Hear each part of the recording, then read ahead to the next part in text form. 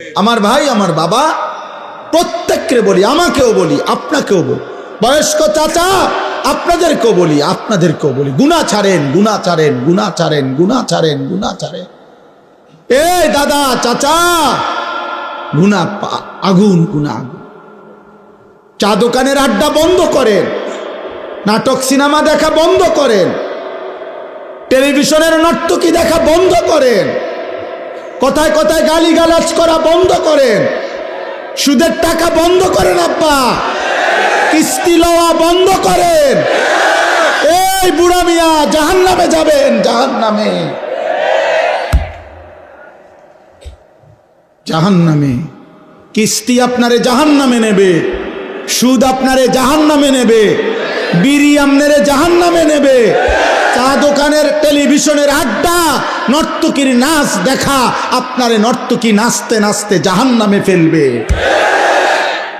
জাহান্নামে।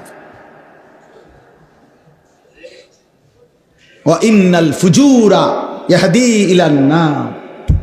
আল্লাহর নবী বলেন, প্রতিটা পাপ তোমাদেরকে জাহান্নামের দিকে নিয়ে যাবে, আগুনের দিকে।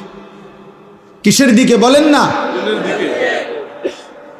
কোরআন শরীফে আছে, আল্লাহ তাআলা কোরআনুল কারীমের একটা সূরার মধ্যে 11 বার একটা কথা বলছেন, ওয়াইলুন ইয়াউমাইদিল লিল মুকাদ্দিবিন। আল্লাহ বলছেন, প্রত্যেক মিথ্যাবাদী, নাফরমান, পাপী, মনে রেখো সেদিন আখিরাতে মিথ্যাবাদী, পাপী, নাফরমানদের জন্য রয়েছে জাহান্নাম।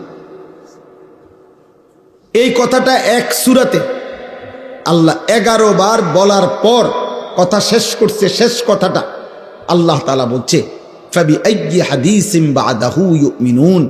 আমার বান্দা বলো তো, আমি আল্লাহ এরপরে আর কেমনে বললে, কি বললে তুমি বিশ্বাস করবা?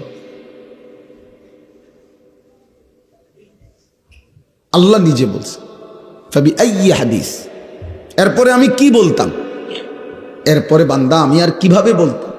আমি আল্লাহ জাহান্নামের এত বিস্তারিত বর্ণনা কোরআনে দিলাম, জান্নাতের এত বিস্তারিত বর্ণনা কোরআনে দিলাম, আখিরাতের এত বর্ণনা কোরআনে দিলাম, কিয়ামতের এত কথা কোরআনে বললাম, পূর্ববর্তী বহু জাতি ব্যক্তির ঘটনা বলি আমি কোরআনে বর্ণনা করলাম, যে আমার অনুগত হলে কি হয়, আমার অবাধ্য হলে কি হয়।